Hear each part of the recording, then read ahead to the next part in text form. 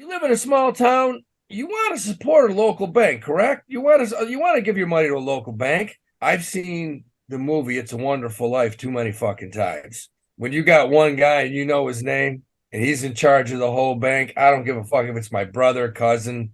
I'm not putting all my eggs there, man. But when it comes down to your real money, you better have two or three big banks.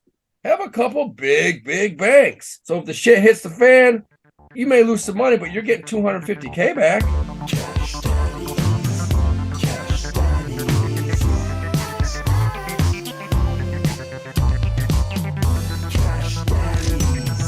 Cash Daddies, Cash Daddies, Cash Daddies is for entertainment purposes only. You'd be an idiot to listen to anything these degenerates say. Invest at your own risk, do research, but seriously don't listen to these ass clowns. Now enjoy Cash Daddies.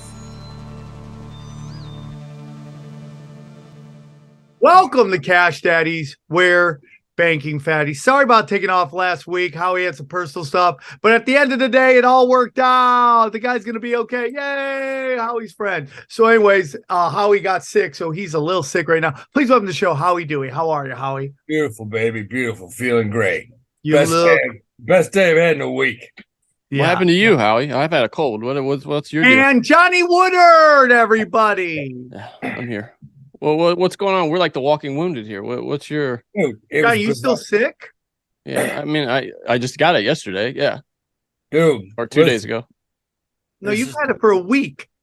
Yeah, whatever I caused, the worst shit I've ever had, man. This is like, it's been a week. Literally left to go see my buddy in the hospital, came back, went to do a show last Wednesday with Bernstein, The Fire. And I'm like, buddy, listen, I don't want to be a dick, but I don't think I should be breathing on this mic. I feel a little off. The next day, I felt like a truck hit me. And then Thursday, Friday, Saturday, Sunday, got worse Monday. Today, I almost went to the doctor yesterday. Today's the best I felt.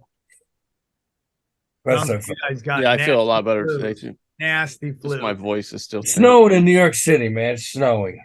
Really? Right now, it's raining. Like, this has been the craziest run of rain that we've had in LA, and it just gets chaos out there. That's good, right? You guys need that. Yeah, we do. They talked about how all of our rivers have filled up since the last couple droughts we've had. It's kind of Well, if you hear them, they'll say like we don't need water until like 2098 or whatever, and then I guarantee you 2 years from now they'll be talking about how there's a drought and we desperately need rain. Yeah, but like last year, all the natural resources were almost gone in California. It was just burning fire every day. I mean, I thought California was history. Yeah, everyone thought we were going to fall into the ocean.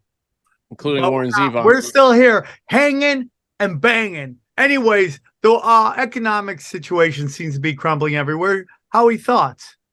It's really amazing what you hear. Then you do the research and you talk to people that work in banks and you find, and this news came out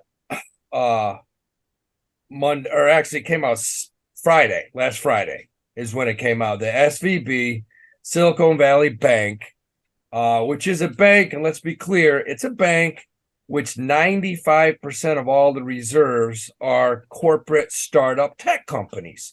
They're not normal Joes like you and I. You don't have your bank account at SVB Bank. So basically, what that means is that 95% of all the deposits were over $250,000, which, the bank goes under, it's SIPC insured, you get your 250 back no matter what the fuck happens.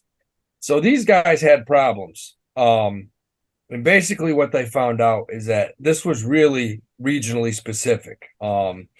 These guys that ran this bank were really fucking up. They didn't have a risk guy in there for like the last 9 months, which is unheard of in a bank. A bank has to have somebody overseeing everybody else to make sure that they have enough reserves, that they're invested in, they're not taking on interest rate risk, which this guy basically had something like 80% of their money in 10-year bonds, making 1.5%, where treasuries are paying 5% right now on a 2-year. So they really fucked up at this bank. Well, have you seen the guy that ran that bank? Also ran one of the banks that failed during. Lehman. He came from Lehman Brothers. Yeah, That's Lehman unbelievable. Brothers. unbelievable. This guy should never be allowed near a bank ever. He should have to keep all of his money in cookie jars. So one of the main advisors, the chief officer at fucking SVP came from Lehman Brothers. Yeah. Which blows my mind. I mean, the amount of the amount of red flags that SVB had was just unbelievable. They didn't have a risk officer there from April to January. Like you just said, that dude came from fucking Lehman Brothers. And they had all their money in basically in low interest returning treasuries. Why would they do that, Howie? Is that typical of a bank? Why would they do that? Well, no. Banks definitely hold treasuries going out 10 years, but they also hold 2 years, Other 5 things, years. A bank is just like you or I. Look, you look at Bank of America or Chase, and I always say this. Bank of America used to be known, it was a joke. Their biggest holding was Coca-Cola stock. So these banks invest like you or I. It's a hedge. It's a hedge against inflation. Look, banks don't lose. This bank was run so poorly. Banks don't lose money, man. Banks don't worry about deposit. Bank of America, that's my thing. Bank of America, I don't feel you're ever going to see a run on a large bank because they've been kicking the stock market's ass for 50 years, 60 years, 70 years. The market does 7-8%. Bank of America is doing better than that. They got guys in there trading on a daily basis. That's what they do. I was talking to a Patreon the other day, and he said, something that's really weird? I said, what? He said, Wells Fargo sent him a letter last week. This is a bank, right? This is nuts. This is a bank to a T. Wells Fargo sent him a letter and said, we're so glad that you bought a house through us, that you mortgaged a house through us. We're very, very happy. You know what we'd like to do? We'd like you to give you a home equity loan right now. Your house is only worth $500,000, but you're such a good customer. We normally would give you $250,000, but we'd like to give you $500,000. Why the fuck you think they're doing that? Because interest rates are at an all-time high right now. Of course, they want to give them as much as they want to overextend this motherfucker. Yeah, I mean, it's just ridiculous, right? Yeah. They're trying to get him to take a loan. Yes. Yeah. So I put this out the other day. I'm like, whenever you're feeling sad, just know that somewhere out there somebody's eating Subway still, right? Yeah. So that's my whole opinion is it's the same thing. There are people still banking with Wells Fargo. Still banking with Wells Fargo. Like, what do you need to go, hey, man, maybe this isn't the best place for me? Like when they made phantom accounts and charge people money because they defaulted on those accounts. Literally, their customers, they fuck everybody. And now we just had something where people deposited their checks and their money didn't show up.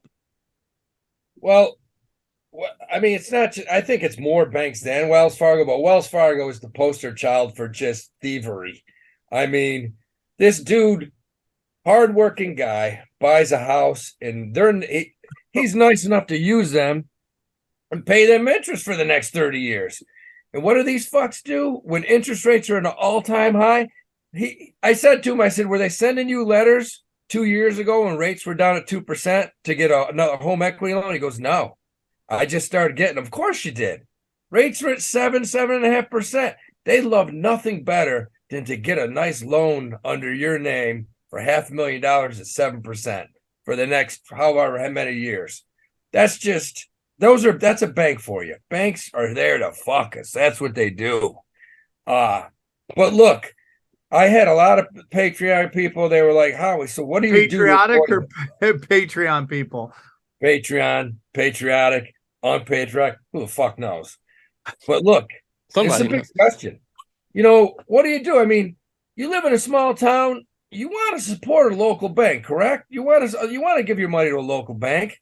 Look, man, I've seen the movie It's a Wonderful Life too many fucking times.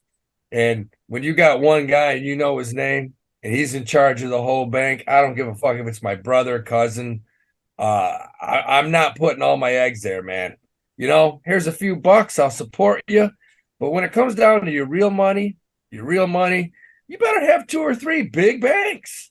Have a couple big banks. So if the shit hits the fan, you may lose some money, but you're getting $250K back.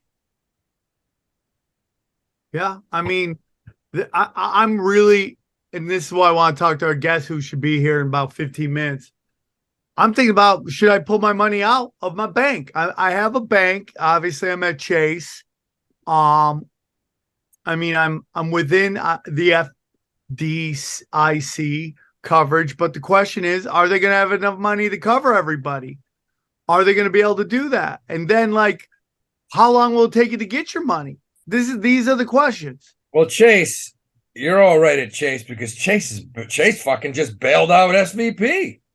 Chase just gave him, I don't know how many $1 billion. I mean, I'm sure it's at a nice interest rate. That's what they didn't just bail him out. They're charging him interest. Well, sorry, correct me if I'm wrong though, Sam. You're worried that the federal government won't be able to insure your deposit, right? Well, they're talking about how much the FDIC has and what the total bailout would be if the bank system failed. But what's a dollar going to be worth? You know, at that point That's anyway, once the whole thing. system So, like, collapses. what are we going to do? How are we going to pay our bills? And like, I really don't like getting into this future tripping thing, but you know, obviously I have PTSD from Celsius, and I'm just going to be like, oh my God, bro, if I just get my all my crypto taken and my bank account, which there was some news on that a couple of weeks ago. Did you see that they reported that they wanted to accept an offer from an asset manager that would take them out of bankruptcy and start the process of paying people back. At first, they would pay back people who had less than $5,000 total invested. That wouldn't work for us, Sam, of course, but those people would be out. And then the other people would be offered a combination of their coin back. They'd have to hold it, though. And then they would also be given some equity in the company. Now, whatever that's worth. Here's my whole take on this SVP and the other bank that shit the bed too. I truly feel down low. Fuck them. I'm tired. They should not get bailed out. Screw them. Yeah. Look, anyone individual like you or I has a few bucks in there. We get paid first, baby, because we got that $250,000 SIPC insurance. Pay us. As far as those startup tech companies, they had 5 mil, 10 mil. Hey, buddy, go fuck yourself. There's a reason you were banking here versus Citibank, Citigroup. What was the reason, Howie? What was that? It's a loyalty thing. I'm sure this bank with the scumbags that run it are reaching out to these tech companies saying, we'll do this for you. We'll give you 75 basis points off of your next loan. They're definitely dangling meat in front of them for that shit. And my whole thing is, the Fed came in and said that everyone's going to be fuck that, man. I screw them. Let them rot. Well, one of the stories that came out of this, Howie, that I didn't quite understand, and you touched on it earlier.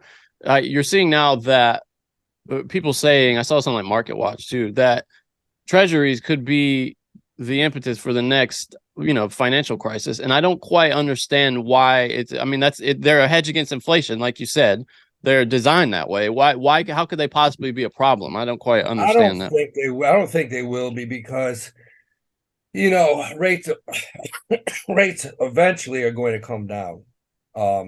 I think there's other things that will be more of a risk, like commercial real estate. That's probably going to be the next one. They're talking about that today because nobody's going back to the office. You're to buy commercial real estate is cheaper than it ever has been. I mean, these small banks, and I'll throw a question out there, Sam. If there's one company in the world that you think's gonna just dive right in and dig their fucking fingers right in the SVP. If you had money to bet on who's just licking their chops saying, we can make some money here, who is it? Howie's homies.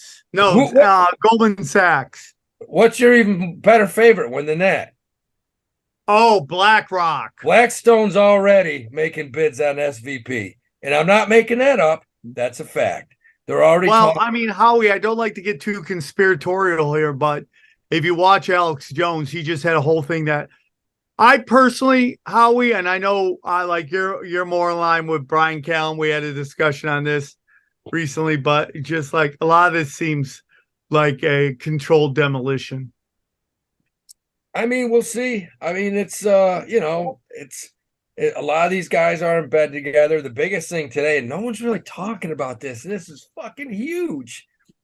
There's 3 rating agencies on Wall Street, and they rate bonds. If a company starts shitting the bed like Delta Airlines and they have B+ bonds, Moodys will come in and say, no, they got problems. I don't have faith that they're going to repay their bonds. Let's drop them down to junk, which is C level, C rated. Moodys came out today and they downgraded the whole banking system. Not small banks. I mean, They downgraded the whole banking system from stable to negative.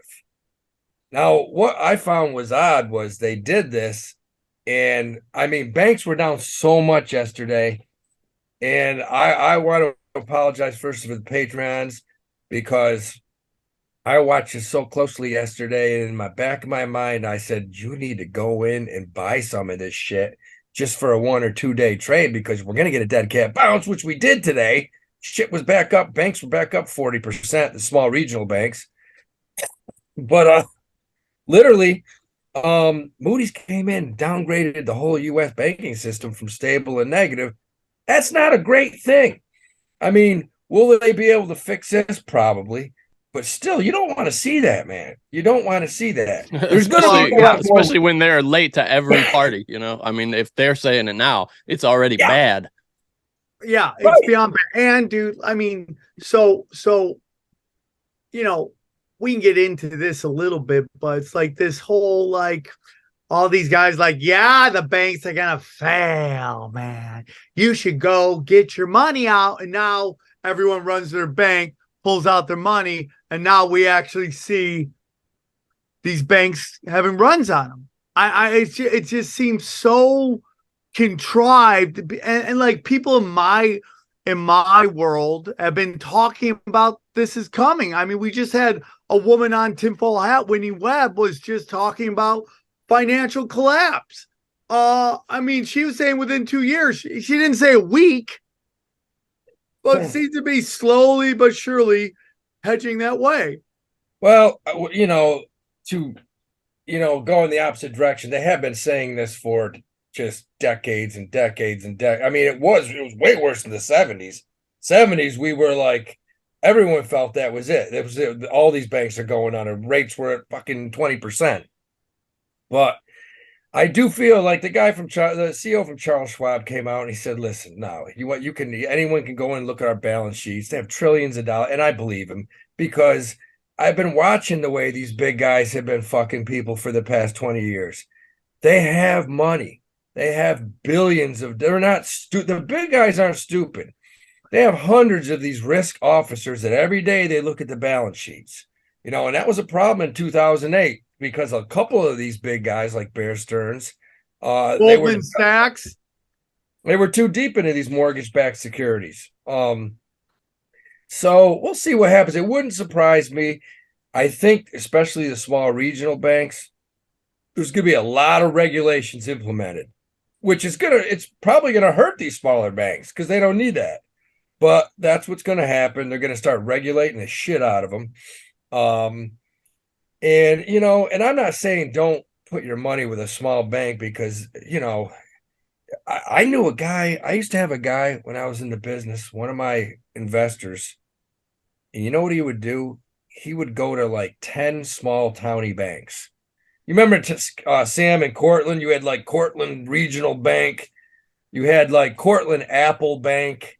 Yeah. You had 5 or 6 little tiny banks, and he would go to each bank and he would open a small savings account, $1,000, and he would buy a couple shares of that bank. And every year he would just buy more shares of that tiny little shit bank. And he was smart as shit, because what happens eventually to all these little tiny banks? They get bought.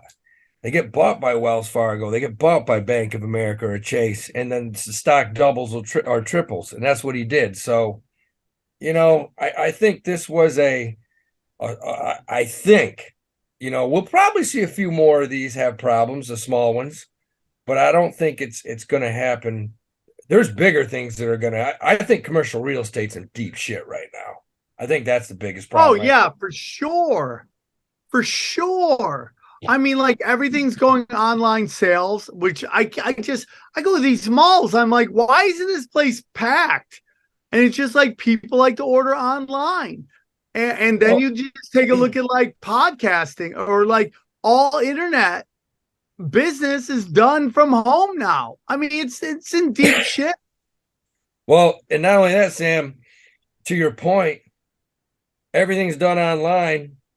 It's like my girlfriend the other day went to CVS to buy, her vitamins, this.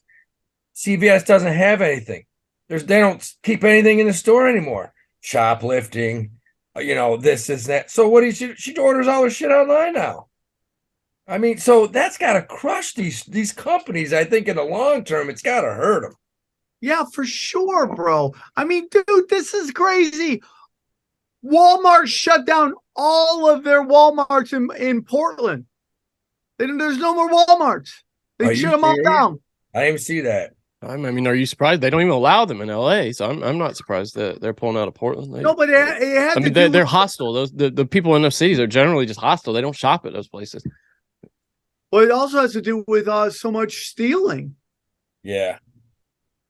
Well, on the flip side of that, a couple of these states, Texas, Florida, a few of these big states passed laws where if you're busted shoplifting with a crew, you're seeing all the smash and grabs. It's crazy. If you get busted, you're like, I think it's like minimum like 5 years. They definitely have upped and that's what they probably need to do everywhere. Well, they sure as hell can't keep doing what they're doing, which is decriminalizing theft. I mean, that's obviously not working.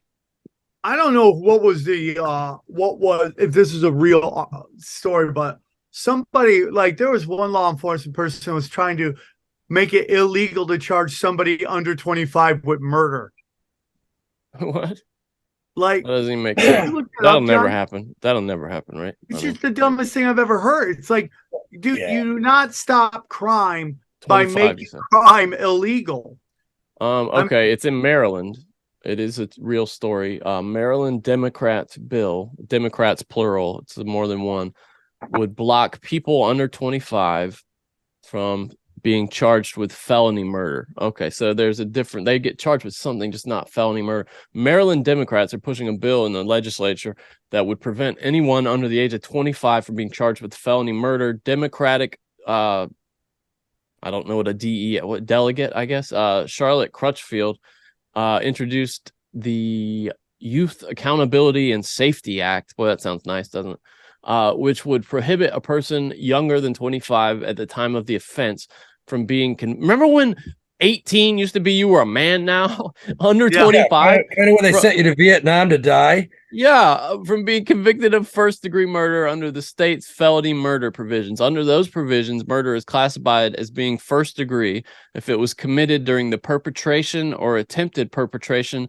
of several specific crimes such as rape, arson, robbery, burglary, carjacking, and other serious offenses. But with Crutchfield's proposal, which has the support of several Democratic co-sponsors, this is the kind of shit, by the way, that makes the Democrats look like idiots. Anyone under the age of 25 who murders someone while trying to commit one of these other crimes could not be charged with first-degree murder, a crime that in Maryland carries life imprisonment with or without the possibility of parole. If the bill passes, you're going to have kingpins, you're going to have gangs. This is someone against it. I just want to see someone try to explain why the fuck this is happening, why they would propose this. Like, there's a couple crimes you can't come back from. Murder, rape, and child molestation. Well, now what they are saying is, I guess but this just seems like a terrible solution. They're saying that like if you accidentally kill somebody during a robbery, that shouldn't be counted as murder. But that's a terrible idea. Proponents of the bill say that the human brain is not yet fully formed until the frontal lobes until 25. But yet we're doing other things in the General Assembly, letting children vote earlier and earlier and letting them get hormone-inducing drugs to change their sex. No, once again, just the hypocrisy of progressives. Oh, they're not responsible enough to be charged with murder, but they're responsible enough to vote at 16 and also cut their dicks off. Imbeciles. Yeah, they're stupid. Total Morons. By the way, can I just say Bitcoin has loved whatever's going on lately. A huge day yesterday. It just soared. I got a notification like, hey, it's up 6%. It was great. Up 25% 2 days. Yeah. It was, in 1 hour, it was up 6% yesterday. That was the biggest jump it had made in an hour since like the old days of Bitcoin. I think you have to go back almost a year to where it was even close to this high. That big of a jump. Yeah. In an hour. Crypto, I think it's at like 25 right now. Howie, is that right? 25? Yes. Yeah. Had a good couple days, good bounce. 24.9. Yeah. Yeah. We'll see what happens. A lot of people think it'll go back down. A lot of it's going to have to do with the CPI number next week. I'm sorry. The CPI number came out today, was even, but whether or not the Fed raises rates a quarter basis point next week, you got a lot of people saying they're done, because they're worried about this bank thing. Of course, they walk down to the Wall Street. They go right down to the pit today. They ask all the traders. The traders like, no, hell no. They're going to raise rates again. And those guys usually know. That's the thing. Wall Street knows, man. Wall Street, you just got to watch Wall Street to see what to have. And that kind of dictates what's going on in the world. You guys saw today. I don't know if you saw the market was cranking up like 450 points. And then Russia shot down one of our drones over the Black Sea. And within 2 minutes, the market went down to and I'm like, holy shit, is that serious? Then it went back up to 100. Nah, I guess not. All right, guys, I want to tell you about our friends over there at Copy My Crypto and our good friend, James McMahon, everybody. That's right. Guys, we've seen so many people make ridiculous money from crypto. But did you know it's easy for you to do the same? The Copy My Crypto membership site shows you the coins that YouTuber James McMahon personally holds and allows you to copy them. It's like having a big brother who knows what he's doing. You don't need to know a thing about crypto or how to invest, as you simply do as he does. So let me tell you more about James. He runs Crypto with James YouTube channel, which despite heavy censorship has over 26,000 subscribers. Since March 2020, he's told his viewers to buy 26 crypto coins. Had you put $100 into each, it went on to be worth $123,000. Of the 26 coins, his top pick of the year, called Phantom, went up 692 times from when he said. That's one call. That one call alone has retired a number of people, including guys in their 20s and 30s. Remember, this is public knowledge. You can go to YouTube and verify this yourself. If you'd like to join the 2,800 members who copy James, then stop what you're doing and head over to copymycrypto.com/Sam. That's copymycrypto.com/Sam. That's SAM. You'll find the proof of everything we've said, but my listeners get full access for just $1. Once again, that's copymycrypto.com/Sam. The recession is here, guys. You can suffer like everyone else or choose to thrive. James is the real deal. Go visit the site now. All right, very excited to have him on. You've seen him on Tinfoil Hat a bunch of times, and I'm very excited to have him back. He has a wonderful podcast called Grand Theft World. Please welcome back for the first time, Cash Daddies, Richard Grove. How are you, Richard? I'm doing well, Sammy. Hi, Johnny. Hi, Howie. How's your day going? What's going on out there? Is this the Market Crash Daddy show? Yeah, this is the Market Crashes Daddy show. So we're getting into it, having a lot of discussion. Very excited to have you on. you're from the conspiracy or the truther world or whatever you would like to call that group. I'm glad you're here. Our friend Howie Dewey here has a different view of how Wall Street wants to act and react, and that there's this group of people that just think like sometimes the markets just get away from these people and we just don't understand what's happening. And I come from more of a world that a lot of this is controlled demolition, set up to fail, to grab more money and particularly more power. So what are your thoughts about everything going on? I think that they knew about Silicon Valley Bank a couple of weeks before they let the public know about it. And you could see evidence of that. You could see that they've printed more money in the past couple of years than they did in the entire history. So it always reminds me of that scene in Goodfellas where they get Paulie to invest in the restaurant. He's like, what do I know about a restaurant? But then they get the restaurant and then they run up the credit and then they burn it down and claim insurance. And for them, the insurance in this case is get rid of small local banks and go to the central bank digital currency, which has been their plan for several years now. But now they're making it a thing. And juxtaposed to the pandemic, where it just crushed all the mom and pop businesses and crushed a lot of people's economy personally, they're going to be coming out and making offers to trade your Federal Reserve notes that are becoming quickly wallpaper. And you can get some social credit points from Chase, JP Morgan, Citibank, one of these, places over there. And it's Grand Theft World. Yeah.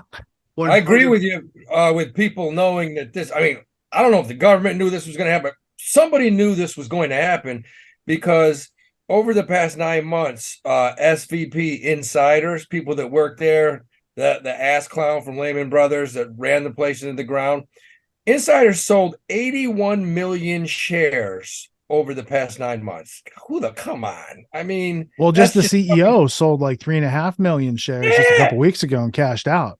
That's jumping shit, baby. You knew. I can't believe that's acceptable. Peter Thiel, people are bitching about him, but actually Peter Thiel saw the writing on the wall last week and said, get your fucking money out of there. Peter Thiel jumped ship. He sold a shitload. So it's like, controlled demolition of the economy that's in line with their want to go to a digital, trackable, traceable, databaseable type of currency system. And using technology, where's that? Using technology to transform geopolitics is the cover of this month's Council on Foreign Relations magazine.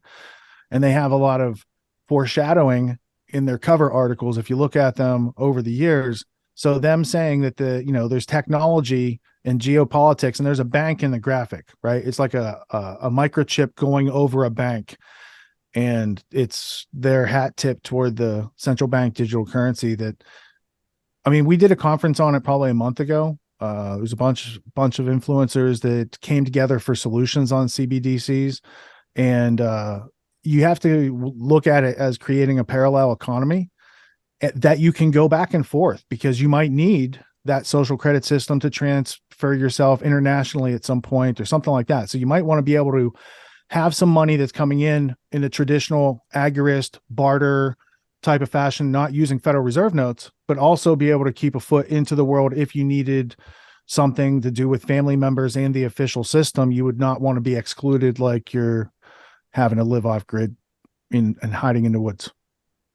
Well, Richard, real quick before we go any farther, can you tell our listeners who may not be familiar with you a little bit about yourself and your school that helps people take control of their finances and their whole way of living? Yeah, I started out like everybody here. I went to school, public school. In my case, I went to university for 5 years. I got a degree, and that did not help me in success in the world at all. It was a big waste of time, money, energy, attention, resources. But during the journey going through college, I bought into an entrepreneur system that taught us sales, marketing, hiring, firing, these sort of useful skills. I ran a small business for a couple summers. I sold it off to my brother, and I went into the job world having official sales training, knocking on doors, experience, closing deals, customer satisfaction, all these things that people entering from college didn't have this experience. So I rapidly excelled at each job I went into, and then from each job got recruited into a next higher paying, more lucrative job. And so the skill set that I learned during college that was really valuable was from me taking $5,000 on loan, investing in myself to buy equipment to run this house painting business, right? It was part of student painters is what it was called back then. And then translating that into the business world. And I was doing really well. I used the skill set that I had learned from that franchise to earn $1 million before I was 30. And that was one of my naive goals back then. I was like George Bailey from It's a Wonderful Life. That's my favorite movie. And $1 million was a lot in the 30s or 40s or whenever that took place. For me, it went by like in 4 years. And I thought I was kicking it. I was doing good. My paycheck, my bank account said I was doing well in the world. I knew better than my parents at that point. I didn't have to listen to them anymore. A bunch of naive, stupid things that, go on when you rapidly excel. And then I ended up running up against corruption, a type of corruption that could adversely affect the markets and all the publicly traded companies under this mandate. You guys remember Tyco International and Anderson Accounting and those big scandals that went on at the beginning of the century? Yeah, Anderson, which is now Accenture. Yeah, right on. So in 2002, Congress said we need a law that prevents this from happening again. It was called Sarbanes-Oxley. And it was an audit trail capture mechanism so companies couldn't cheat through email and they couldn't delete documents, this sort of thing. So I went to work for a software company that sold one of the two products in the market that all these companies had to buy one of the two. So it was my company and IBM. So they had a choice. What was it, Sun Microsystems? Now, my company was called Legato. It got bought by EMC, and then EMC got bought by Dell. Yeah. So I'm in these meetings. So like 2 weeks into this job, I'm in a meeting with the general counsel from Tyco International. Her name was Valley. And I said, we've got this solution. You guys are under FBI investigation, SEC mandate to preserve documents. Here's how we're going to take all your email and all your documents and put it into a write once, read many storage drive, worm drive. And she says, I don't want to know how to keep these documents. I want to know how to delete them and make it look like they were never there. At which point my tech rep is like, talking to their tech, we could talk about that offline, this sort of thing. So I was like, oh, that seems really weird that like she would be that straightforward at a boardroom table. So I was new and naive, but these people were basically like gangsters. And are you talking about Tyco International, the one? Yeah. 100%. Oh, man. Yeah. At their headquarters and their general counsel had she said in the meeting, cooked the books for this other pharmaceutical merger. And that's how she got the job there. I was like, she's very open. Right. So like a month later, I'm down at the National Association of Securities Dealers, NASD. They're watchdogs for the stock market, but they need this software too. I'm in the pitch meeting. And their guys, they had two guys in the meeting. The names don't matter, but they say to me, hey, there's a backdoor in this product. And right here in this staging, people can delete documents and make them look like they're never there. So now I had this Tyco International meeting and I had this other meeting and I'm putting two and two together. So I start raising concerns within and I get immediate retaliation, all sorts of shenanigans, like people calling my clients and having them pay on personal cards. And it was a highly so they're trying to set me up to get hang me out to dry. So I end up calling the attorney from the SEC who was already investigating my company. And I said, hey, I'm familiar with your case in California and you guys have these things going on. I'm seeing something similar here. And he says to me, did you know we could put you in prison for sharing this information outside the company? And I was like, whoa. So 4 or 5 days later, I blew the whistle internally. According to Sarbanes-Oxley, the product I was selling had a whistleblower provision that I was mandated to train clients on. I then followed by the book, checked the boxes, senior vice president of legal, senior vice president of human resources. And then they put me in a limbo zone for 2 months. And then 6 years later, I had to represent myself pro se. I went through court. I proved in court that the day I blew the whistle, those people that I blew the whistle to that were supposed to be my protectors by law ordered my termination that day without investigation. They weren't interested, right? So I felt my company was ripping off EMC during this multi-billion-dollar merger. And I was trying to warn EMC, Legato's cooking the books. There's all sorts of shenanigans going on. But I came to find out EMC bought Legato because of those shenanigans, because they're so profitable. And then Dell bought EMC because of such things. Now, when EMC, that's exactly what Danny Kozlowski was doing over at Tyco. yes.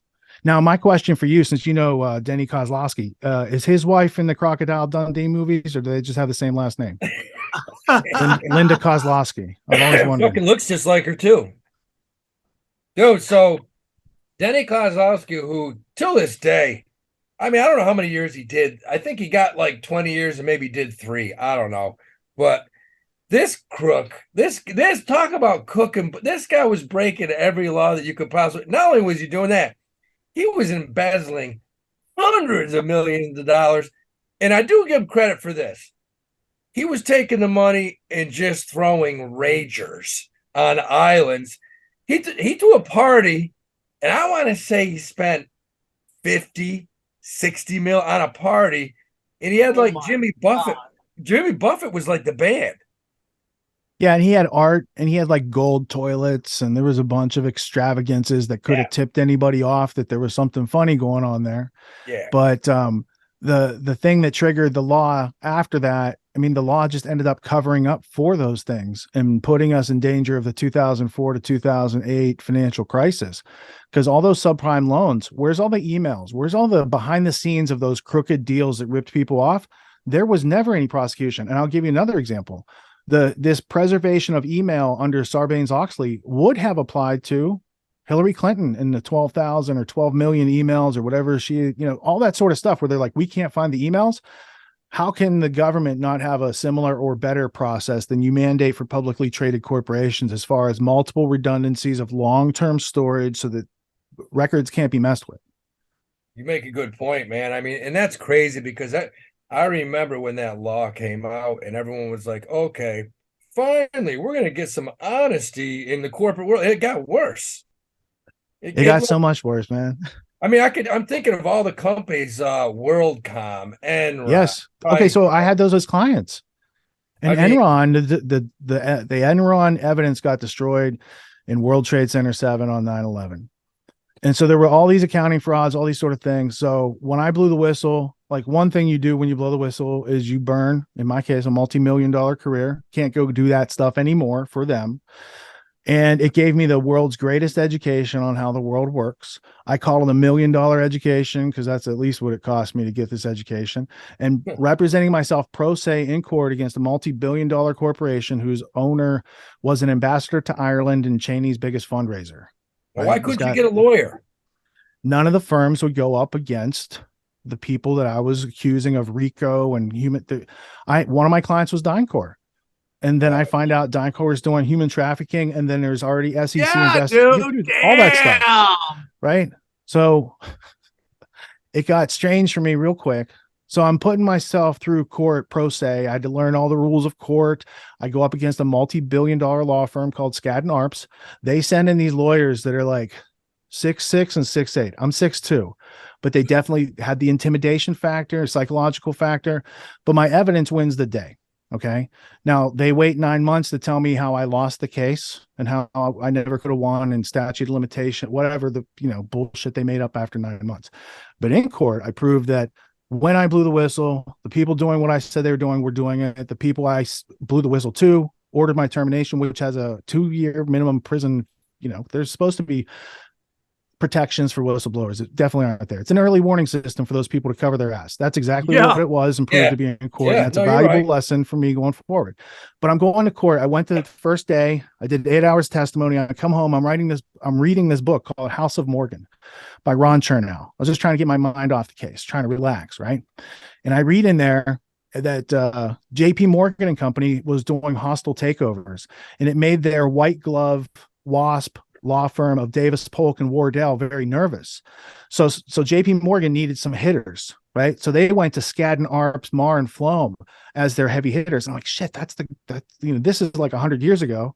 These are the people I'm in court against today. And they helped the government cover up BCCI and Iran Contra and every dirty deed. Like they got quite a resume, right? Elliot Spitzer's wife works there. There was a whole bunch of stuff that happened through that. So I'm learning as I go through court. I can't go back to that career. I started reading about who are these people that are the non-elected rulers. I started finding tons and tons of evidence.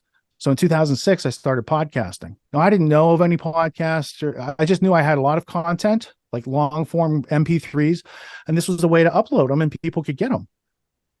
And then I did that for a couple of years. I got an online community together like the year after that.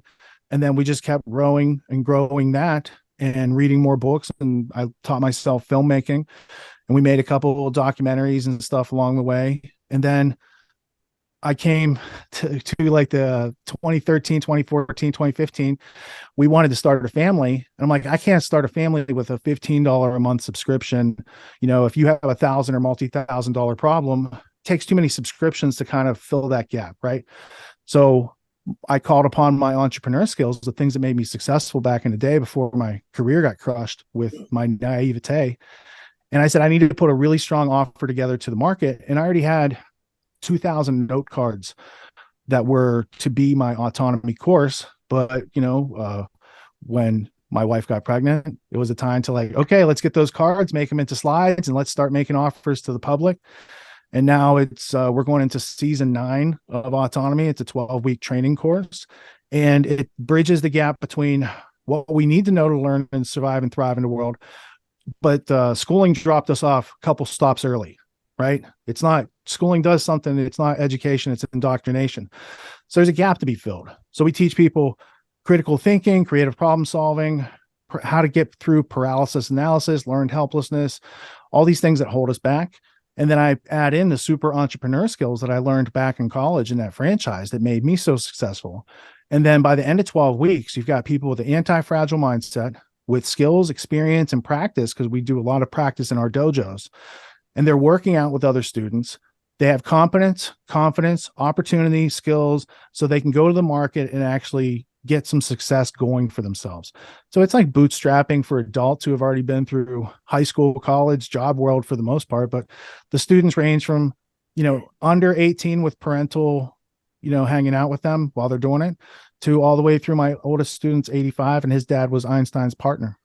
So there's a broad spectrum of people to be serviced by the course, and we teach about 100 people each season, twice a year. That's nice, man. Now, where are you at? Where are you located? Hartford, Connecticut. This is where my wife's family was from. Yeah. Okay. All right. We met in New York City. She worked at Oracle. She was in sales at Oracle. I was in sales. We were hitting, you know, it was the high life in New York. It was the best years of New York City. And then, you know, we got out before it got crushed. And we got crushed along the way, but I'm right in the middle of it right now. So, oh, really? Yeah. Snowing. Oh, right on. I lived on 87 in Riverside over there. Okay. Yeah.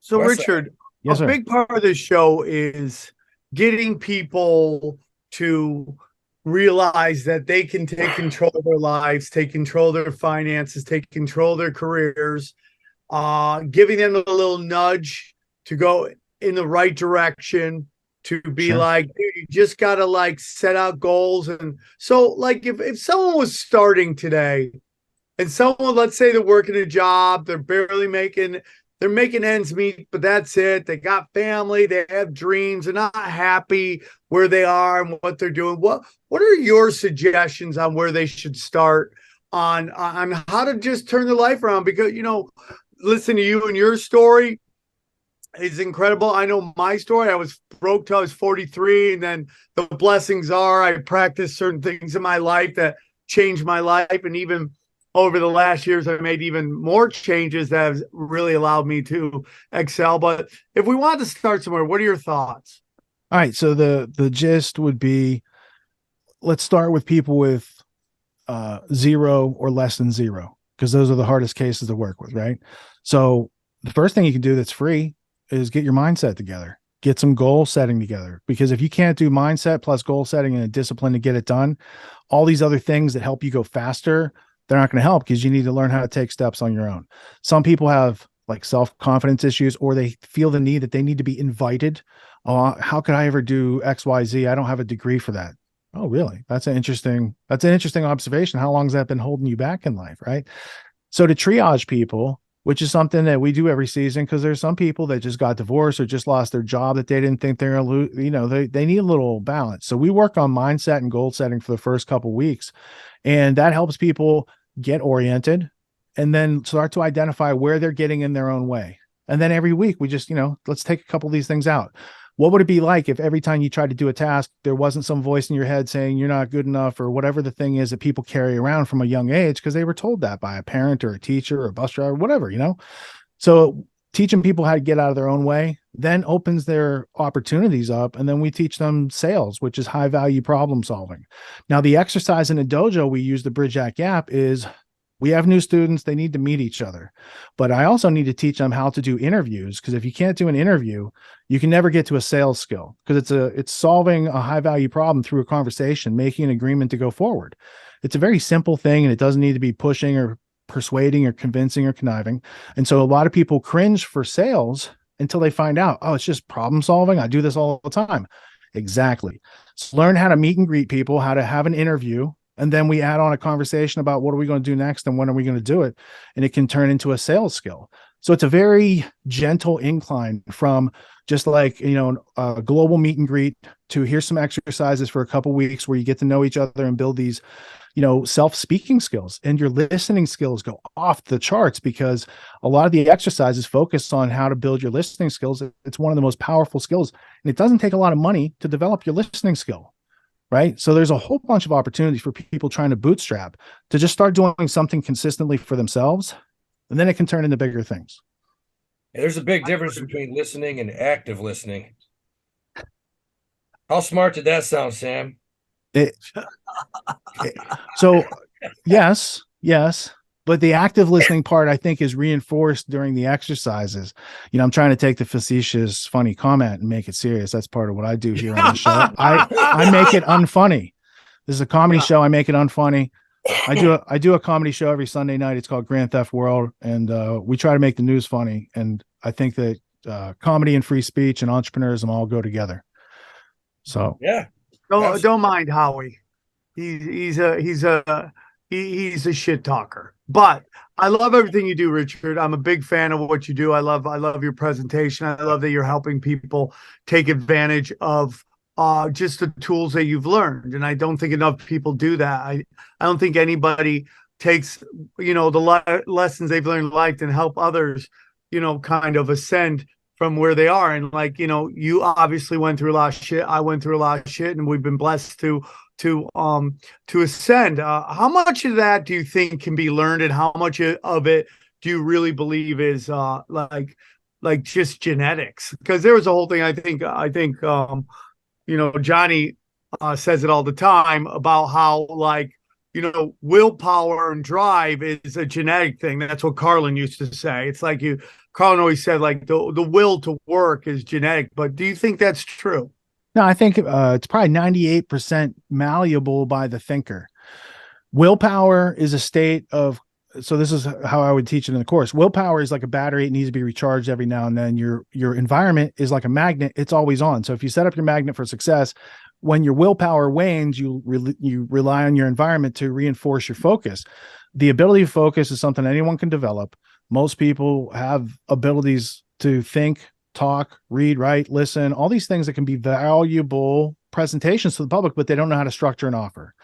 So just learning how to do a couple things, I think, is really the essence. And most of these things can be learned because it's all about learning not to quit on yourself. And that's what all these success stories that anyone would talk about have to do. Right? You go through trials and tribulations. You have enough success to endure trials and tribulations and not break out through the learning curve at the bottom. And then you continue to see your rewards. And once you know that about yourself, you can call upon that, and Goggins talks about it like your cookie jar. You store those cookies over here for when you need them. It's the same, but this is about knowledge of self and knowledge of environment.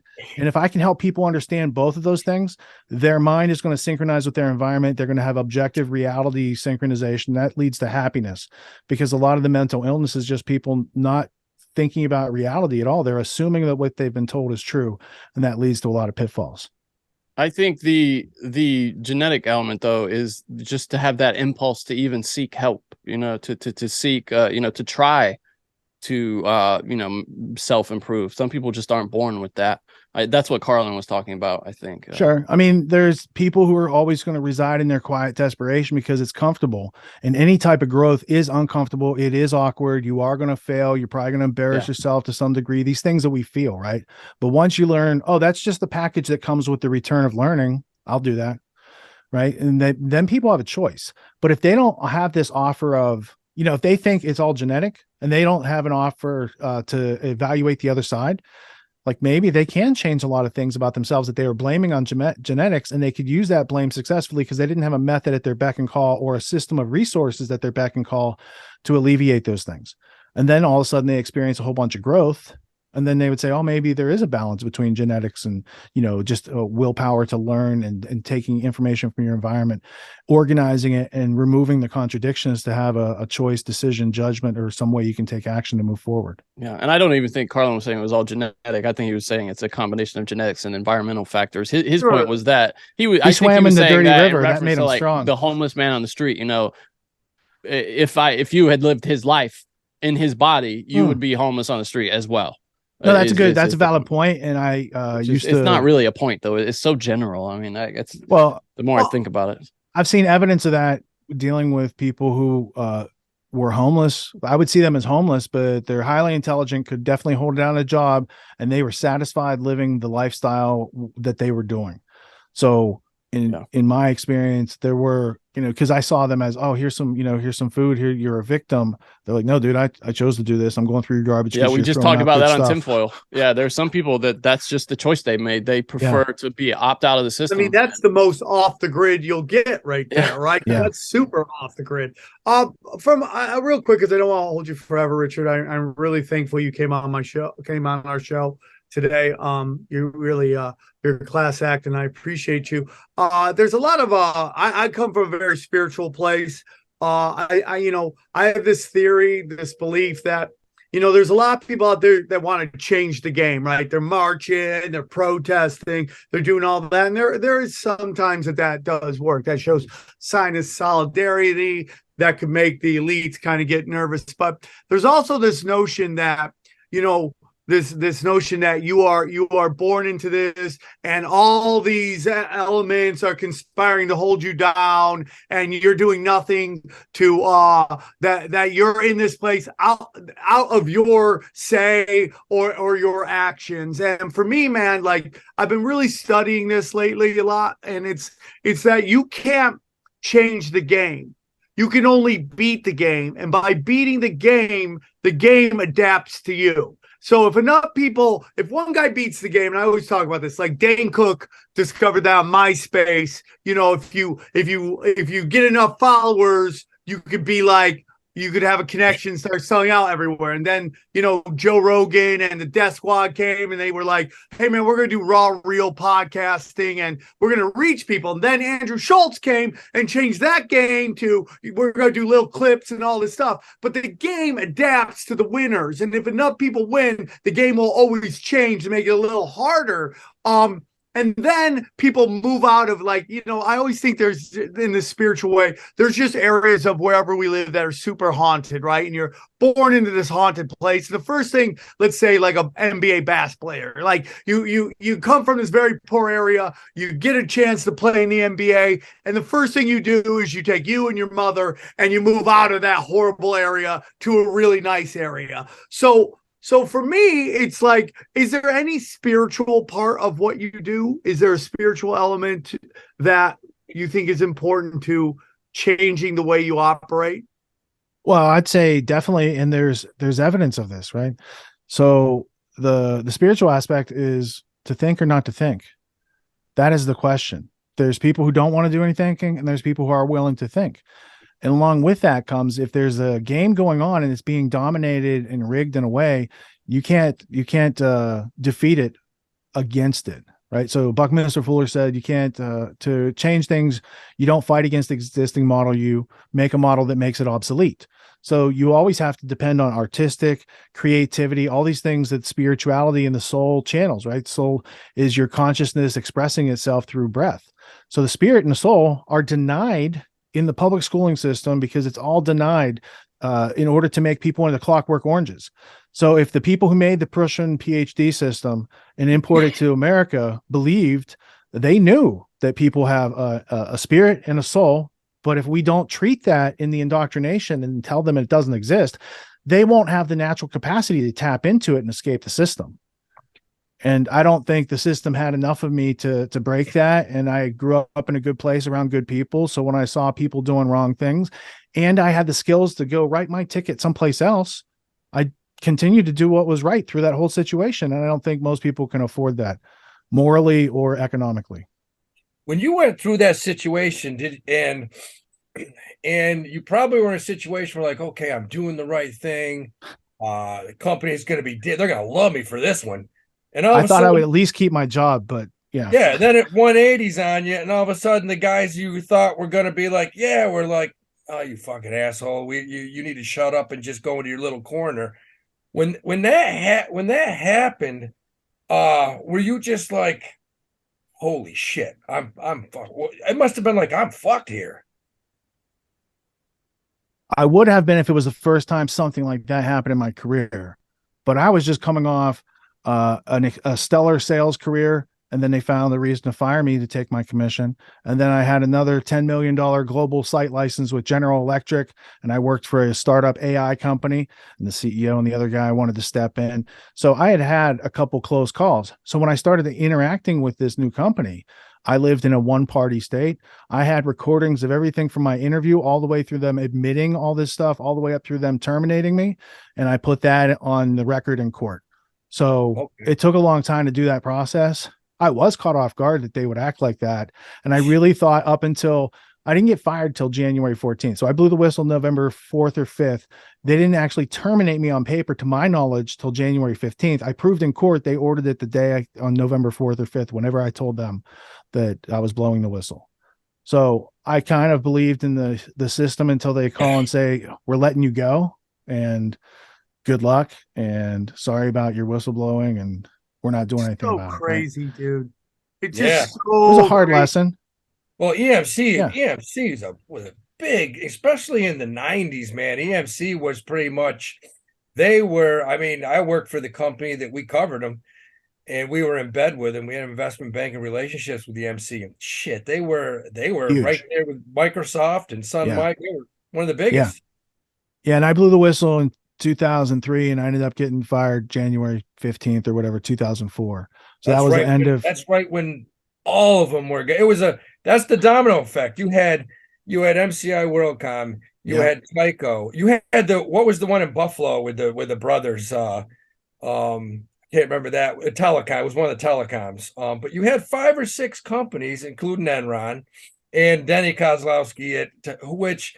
When I say cooking the books, man, whoa, they were frying them billions of dollars. Yeah, he made Madoff look like a chump. You know what's wild about Denny Kozlowski is when he got out of jail, I had moved to New York. This is a while ago, and I was bartending in Grand Central Station at Michael George Steakhouse, and I'm talking, we were 4 or 5 deep every single day, and I'm bartending, and I look up. And I turn around to the bartenders. I said, you know who that? I mean, we got people coming in all the time, sitting around the bar, famous actors. And I said, and he goes, no, who's that? I go, that dude threw a party on an island one time and dropped about 50 million in a day. I go, that's Dennis Kozlowski. He must have just gotten out. He was with another girl. Yeah. Lost some weight, but I'm like, I walked over and I started tabbing. I got his card. And I'm like, I looked at his card and I'm like, God damn, man, I wish I'd taken a picture of that till this day. But yeah, he came in and had a drink. Well, that's good. We did time very near each other because I used to spend I used to work in the Helmsley building and right around Grand Central. So I spent a lot, like hundreds and hundreds of hours in the Campbell apartment, which is adjacent. Right. I used to go there after. I bartended at Grand Central. At Michael George Steakhouse right there, right across from what was the Italian place right now? Ceferine or I can't remember. But Campbell Apartments, that's where I'd end up. I'd always go over there after. Now, Sammy, if you ever get to Grand Central, I don't know if it's still open, but Campbell Apartment, and then there was Carnegie Bar and Books that Mark that owned those two places, and they were the swankiest spots. They had like live Sinatra singers. It was awesome back in the day. It's still open. Campbell Apartments goes back what 200 years. It's been there in Grand But they Central. lost it for like 100 years. It didn't open until like 99 when they found it during a reconstruction. That it was an amazing find, I think.